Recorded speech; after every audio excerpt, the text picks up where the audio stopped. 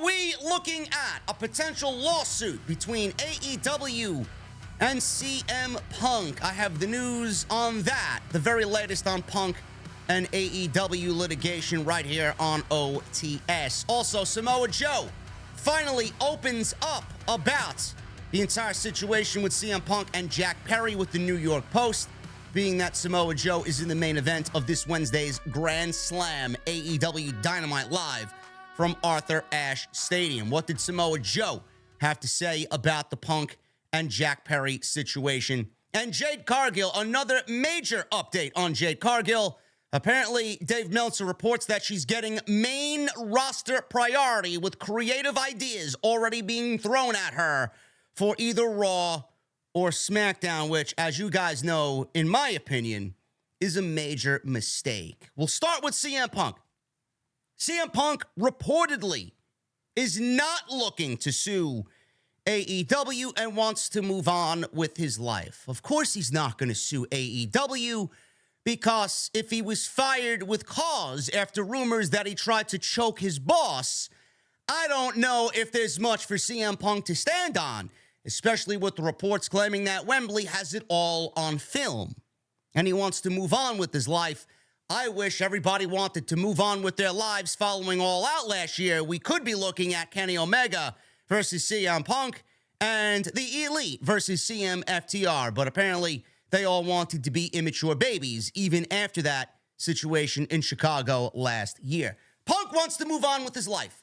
He was fired a couple of weeks ago after a physical altercation with Jack Perry at All In.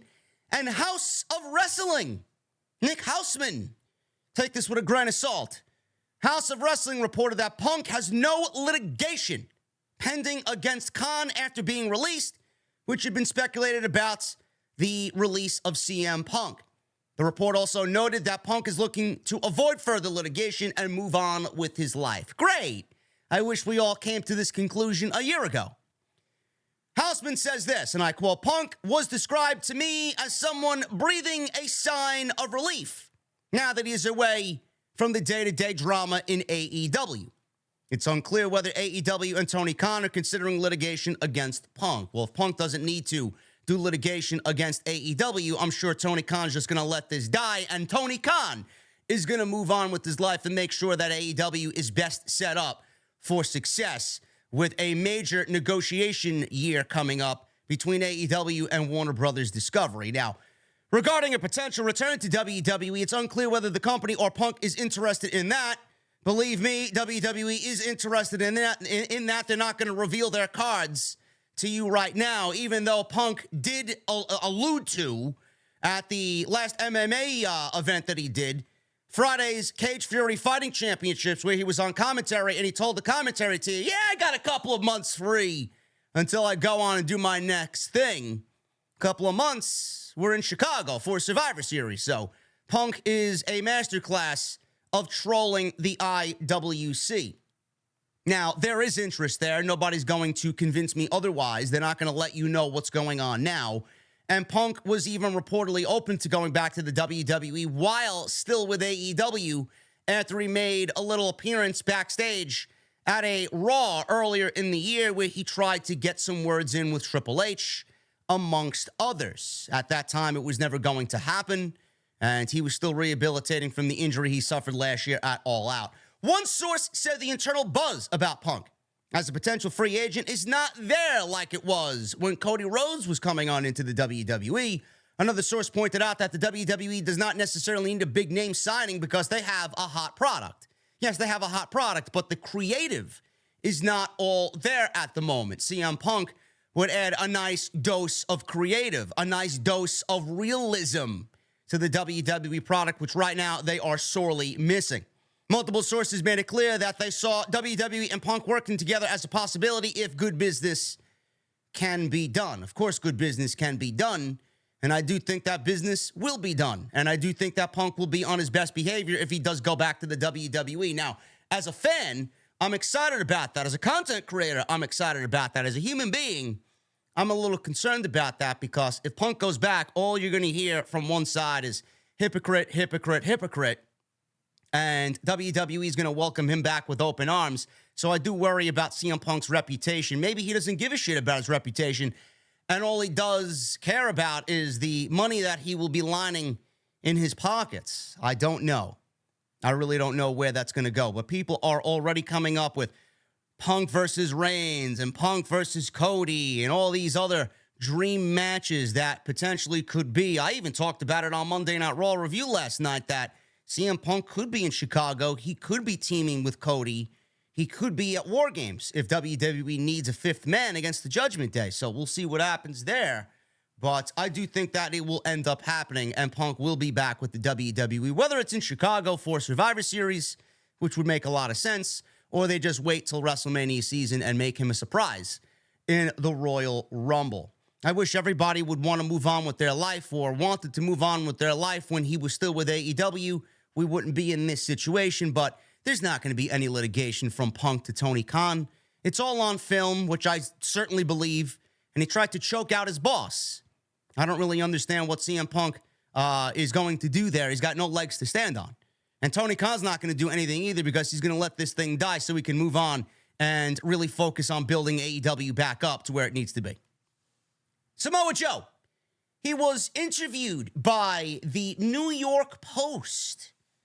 And Samoa Joe is in the main event of the Grand Slam this Wednesday. AEW Dynamite Grand Slam against MJF for the AEW World Heavyweight title.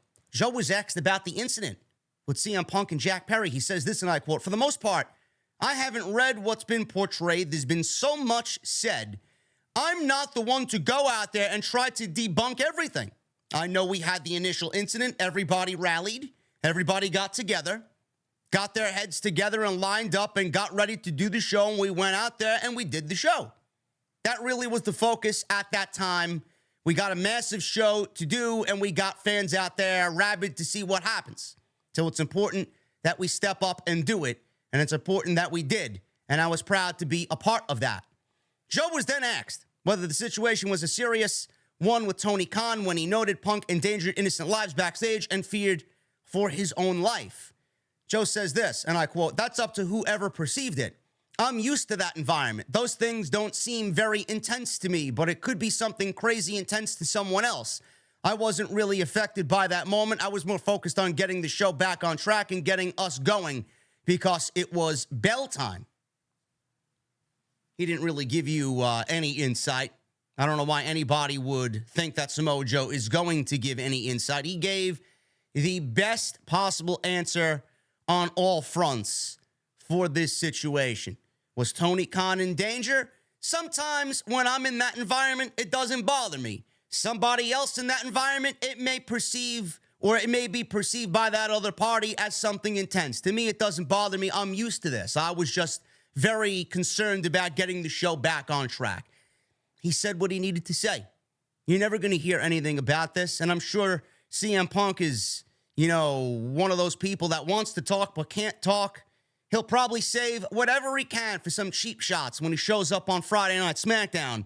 When WWE brings him on in, they'll give him the microphone to do whatever he needs to do to make AEW look less than. That's when you'll hear the first shots fired from CM Punk to AEW, and then at that point, AEW will then retaliate. But it's all fucking over. It's all over. CM Punk is a free agent. If he wants to be in pro wrestling, he knows what he has to do. There are consequences with that. And again, I like a little bit of chaos here in the IWC. So if it does happen, I'm looking forward to it. So we'll figure it out when that time comes. Survivor Series in Chicago is going to be a major, major situation for a potential CM Punk sighting back in WWE. WWE. Speaking of bringing in talent like CM Punk, WWE is potentially bringing in a whole new slew of talent as tryouts have been happening at the WWE Performance Center. Fightful Select has confirmed the following WWE tryout names. This was also reported by Bodyslam.net. Copeland Barbie. Now, I don't know half of these names. You may know these names, so if you are, get excited because they're getting WWE tryouts or had WWE tryouts. Davey Gold of the Monster Factory. Jay Malachi with AEW Dark, or he was a veteran on AEW Dark. Richard Holiday, who I did hear of or have heard of. MLW veteran Brogan Finley. He's Fit Finley's son. There you go. Jamie Stanley, wrestler and NWA referee. Ray Jazz, AEW Dark alum, also an MLW alum. Damaris Largo, a.k.a. Jasmine Allure. I have heard of her on the independent scene, and WWE is looking to bolster that NXT women's division. Hollywood Hallie J, she is, or he is, a part of OVW's The Wrestlers, and wow, she is. So she is a part of WOW and OVW's The Wrestlers. Kelsey Hornack, a.k.a. Kelsey Heather Valentina Rossi. She was an AEW Dark alum. And Maddie Renkowski. She wrestles for NWA. So there are some names on there I do find myself familiar with, but it's nice. This is the one takeaway that I'll take away from this. It's nice that WWE is looking to the independents again, instead of building from within. I knew this wasn't going to be a mainstay or the only way that WWE would build up from within. You can't bring in lacrosse, you can't bring in cheerleaders, football, basketball, or whoever, Olympic athlete. You can't bring them in and expect a return on an investment in 2 years. Not everybody can be a Tiffany Stratton. You know, it's going to be a very difficult find to find someone that breaks through like that and just grasps onto this thing called pro wrestling and just gets it. Tiffany Stratton is a superior athlete. She's 1 in 1,000, 1 in a million. So I don't know why anybody would think that that was going to be the best way to go about building for the future. WWE clearly has ears to the ground. Triple H and his team have ears to the ground as far as what's going on the independent scene. The independent scene should be the one place at the top of the list in which you look for the future of WWE. I like it. This was something that WWE did away with. They're going back to it. I like it. I'm all for it.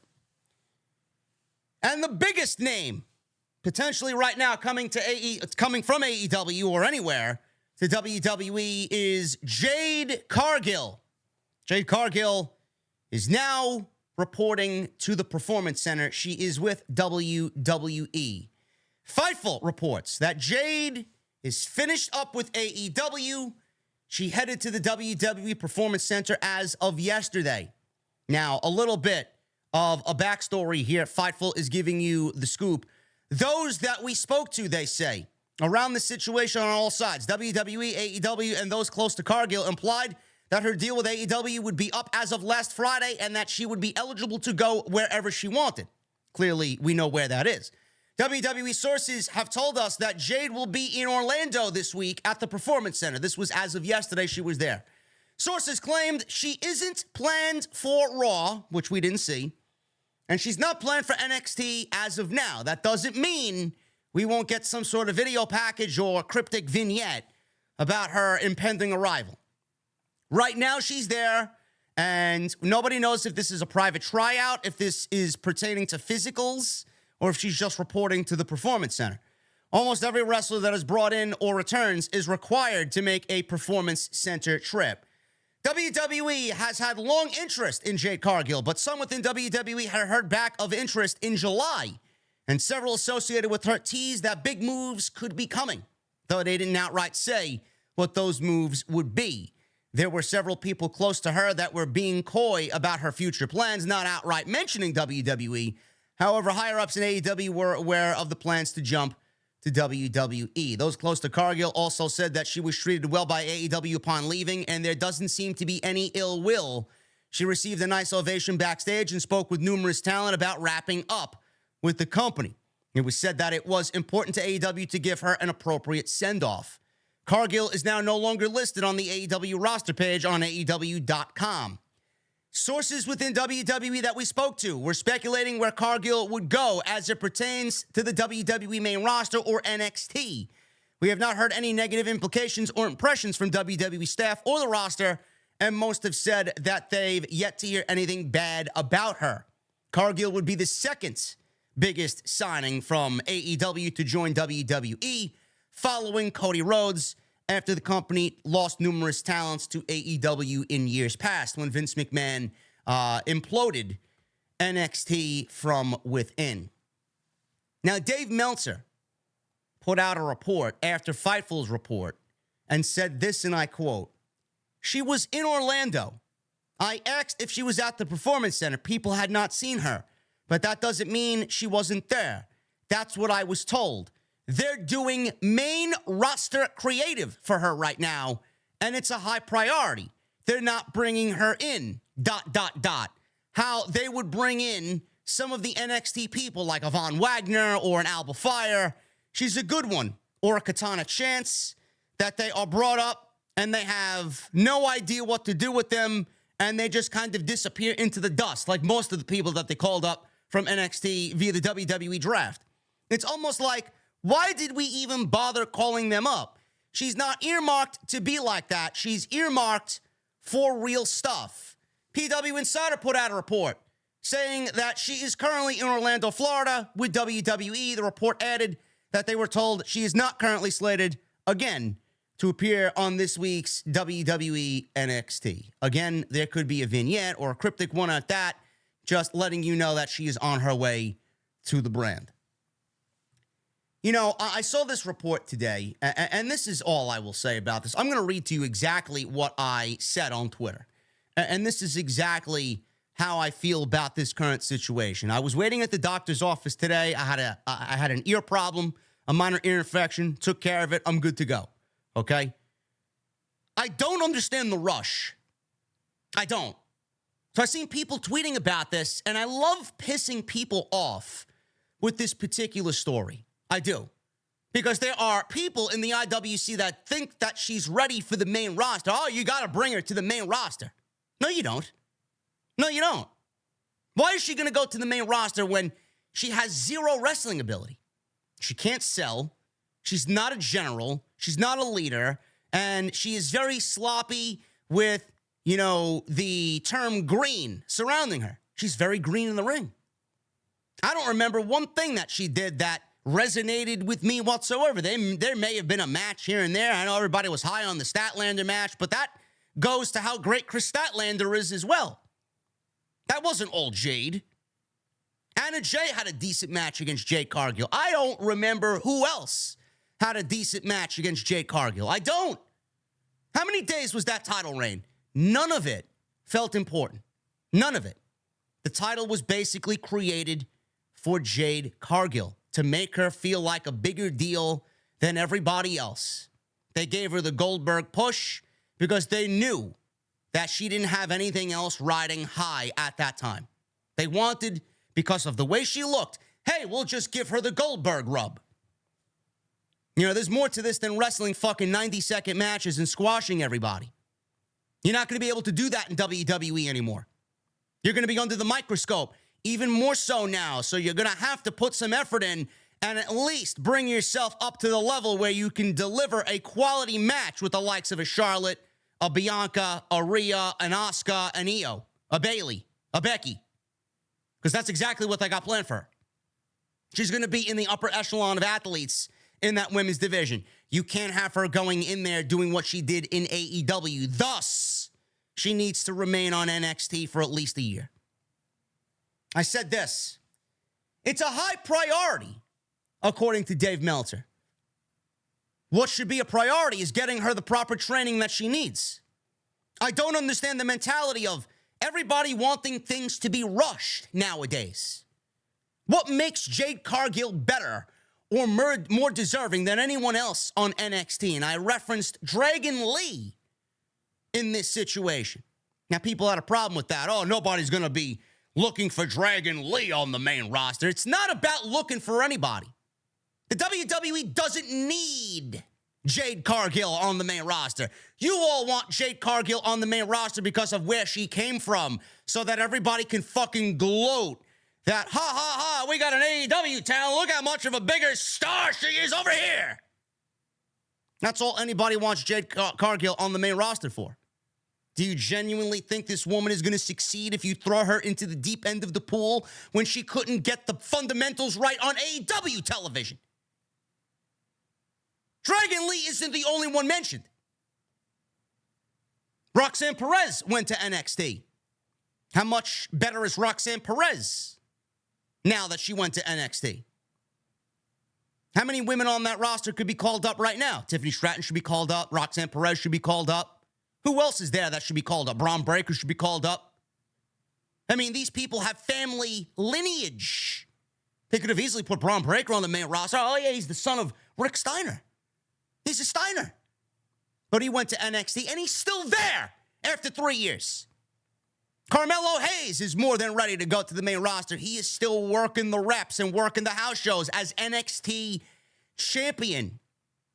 All of these other people are there as well. Mustafa Ali went back down there. Baron Corbin went back down there. They're looking to hone their craft and better themselves down there. How much of that creatively is WWE missing with them on the main roster? Probably a good chunk of that. But you get my point. Everybody goes through the NXT system. Everybody. What makes her better than Dragon Lee? Based on the in-ring that Dragon Lee possesses, he's ready for the main roster. What makes Jade Cargill a priority? That she gets to be fast-tracked to the main roster over everybody else that had to come from wrestling backgrounds and go to NXT. I don't get it. AJ Styles said he would have benefited from going to NXT instead of jumping into the fire when he debuted with WWE, but we all want to rush Jade Cargill to the main roster. AJ Styles, I'll never forget it. AJ Styles, before he made his WWE debut, said that he would benefit from 6 months in NXT, and they didn't do it. If AJ is saying that, what makes you think Jade Cargill is ready for WWE? There's absolutely nothing wrong with using her on Tuesday. You're already bringing main roster talent down to Tuesday, and I don't see that stopping anytime soon. So bring the talent to her when it calls for it. Have her win a breakout tournament. Have her have some quality matches down there in Orlando. And that's the way to go about it creatively. You have people on your fantasy booking shit that will happen, but cannot happen right now. Jade made not one single person in the ring with her better. She needs to learn to be a leader, not someone who's built like a superhero and then call it a day. It's not all looks. You're going to need more than just looks to get by here. Imagine this version of Jade in a match with Rhea, Bianca, Io, Asuka, Charlotte, or Becky. You're in for a complete disaster. You're going to embarrass the woman before she even gets started.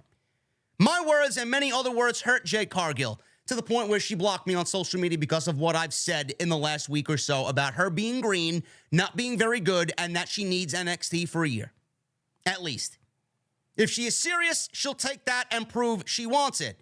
By going to WWE doesn't mean you get to continue to be mediocre. You're going to be under the microscope even more now in regards to what you do. Tell me when I am telling lies. Everybody's got money, dollar signs when it comes to Jade Cargill. I would rather have Jade Cargill make me money and know what the fuck she's doing instead of bringing Jade Cargill to the main roster and all she is another great-looking woman with absolutely nothing to back it up. We've seen them come and go, and we've seen them a dime a dozen. If you think Jade Cargill's got the potential, then work on the fucking potential and bring the best out of her. Enough fast-tracking to the main roster. WWE's got more problems than you can imagine on the main roster. Bringing Jade Cargill is not going to fix the problems within that division. It's not going to get better overnight if she jumps immediately to the main roster by skipping NXT. You're coming up with creative for Jade Cargill. Meanwhile, you got a whole fucking division which you're not doing nothing for. Stop the rush mentality. Stop it. You want her to succeed? Then do right by her. NXT's the way to go. Thank you guys very much for all your support. If you enjoyed today's video, let me know what you think down below. Leave me a comment. The comment section is yours. Follow me on social media at JD from NY206, Twitter, Instagram, TikTok, and Cameo. Please hit that subscribe button down below. Turn on the bell for notifications. We are 40 subscribers away from 149,000 subscribers, man. So make sure you guys are a part of Team JD here. And please join me live with my guy Andrew Baydala tonight for Tuesday Night Titans, right here on Off the Script, episode number 14, 8:30 p.m. Eastern. We'll see you there. Hit that thumbs up, and I'll see you guys live with Andrew Baydala tonight for TNT right here on OTS. I'll see you guys later.